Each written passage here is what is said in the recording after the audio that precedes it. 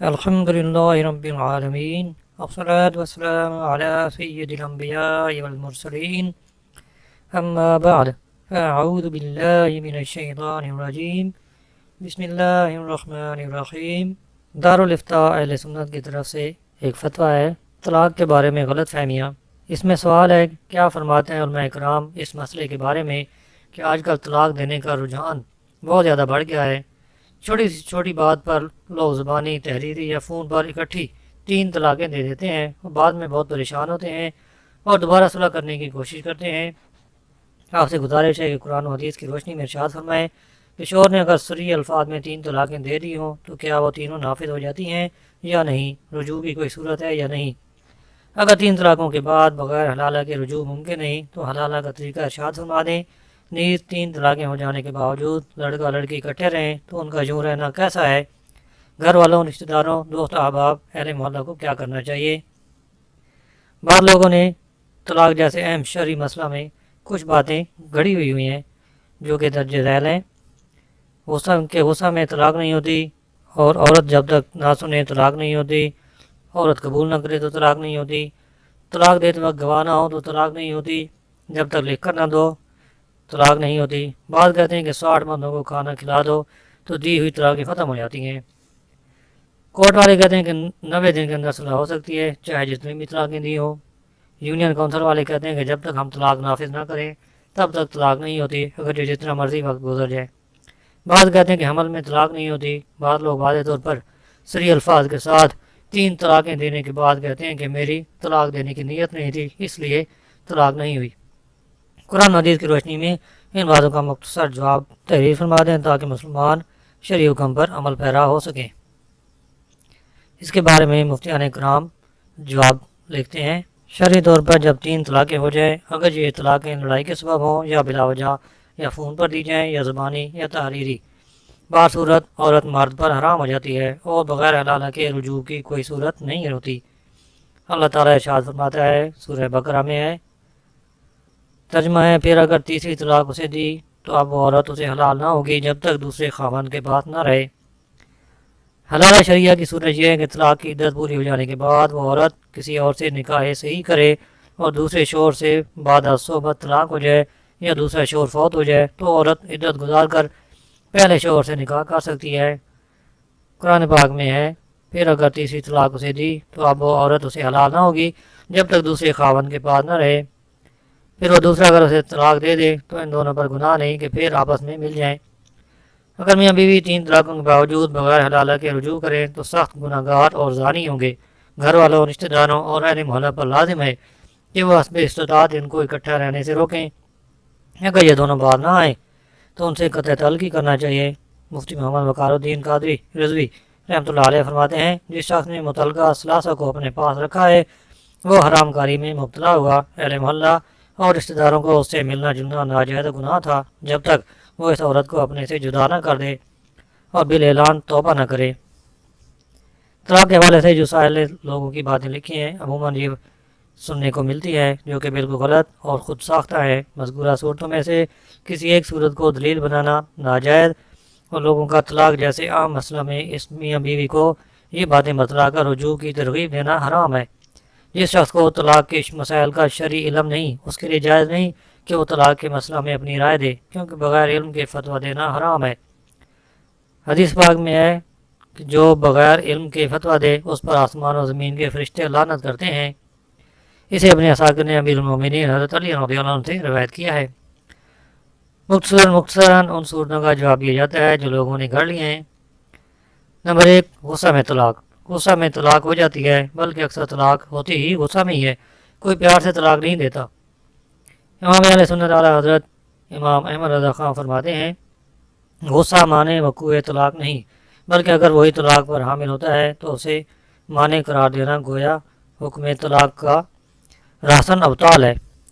Number 2 ہے عورت کا طلاق سننا۔ جب شوہر طلاق دے اسی وقت طلاق ہو جاتی ہے، عورت کا سننا ضروری نہیں ہے۔ فتاوی رضویہ میں ہے، طلاق کے لیے زوجہ خواہ کسی دوسرے کا سننا ضرور نہیں، جبکہ شوہر نے اپنی زبان سے الفاظ طلاق ایسی آواز سے کہے جو اس کے کان تک پہنچنے کے قابل تھے۔ اگرچہ کسی غل یا شوہر سماعت کے سبب نہ پہنچے، عند اللہ طلاق ہو گئی، عورت کو خبر ہو تو وہ بھی اپنے آپ کو متعلقہ جانے۔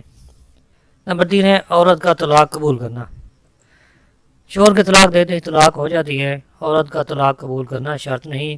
امام احمد رضا خان رحمۃ اللہ علیہ فرماتے ہیں اگر واقع میں اس شخص نے یہ خط آپ کو لکھا یا دوسرے کو عبارت مذکورہ بتا کر لکھوایا کہ میری عورت کی نسبت یہ الفاظ لکھ دے، تو جس وقت اس کے قلم یا زبان سے یہ الفاظ نکلے اسی وقت سے عورت پر ایک طلاق پڑ گئی اور اسی وقت سے عدت کا شمار ہوگا۔ اگرچہ یہ خط یا وہ خود ہی لکھ کر نہ بھیجتا یا مکتوب الیہم یعنی جن کی طرف خط لکھا گیا عورت کو نہ سناتے کہ جو الفاظ طلاق لکھے یا بتائے، جب ان میں کوئی شرط نہیں کہ یہ خط جب پہنچے یا سنایا جائے اس وقت طلاق کو، تو ان کا لکھنا یا بتانا ہی طلاق کا موجب ہو گیا، بھیجنے، پہنچنے، سنانے پر توقف نہ رہا۔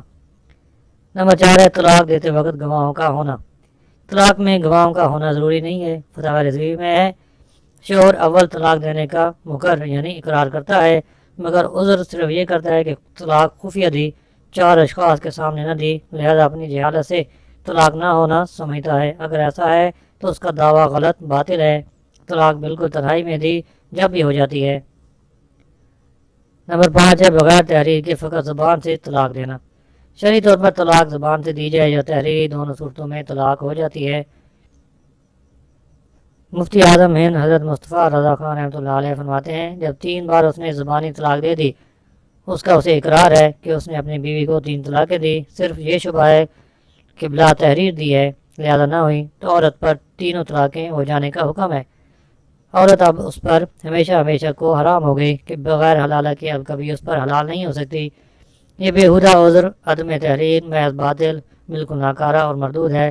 طلاق ہو جانے کے لیے تحریر ہرگز لازم نہیں یعنی لکھنا ضروری نہیں ہے۔ نمبر 6 60 بندوں کو کھانا کھلانا۔ 3 طلاقوں کے بعد سوائے حلالہ کے کوئی صورت رجوع کی نہیں ہے۔ 60 تو کیا 1000 مساکین کو بھی کھانا کھلا دیا جائے تب بھی عورت حرام رہے گی۔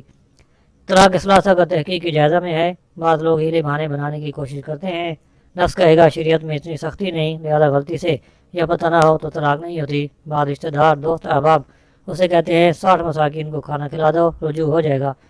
بعض کہتے ہیں غصے اور حمل کی حالت میں طلاق نہیں ہوتی، جب تک بیوی نہ سنے یا طلاق نامہ وصول نہ کرے طلاق ہوتی نہیں، حالانکہ یہ سب غلط ہے۔ نمبر 7 ہے 90 دن کے اندر صلح۔ 1 یا 2 صریح طلاق دی ہو تو عدت کے اندر رجوع ہو سکتا ہے، لیکن 3 طلاقوں کے بعد قرآن کا واضح حکم ہے کہ بغیر حلالہ رجوع نہیں۔ 90 دن کے اندر صلح کو کہنا عورت کو کھیل بنانا ہے کہ شوہر جب چاہے طلاقیں دے اور پھر 90 دن کے اندر رجوع کر لے۔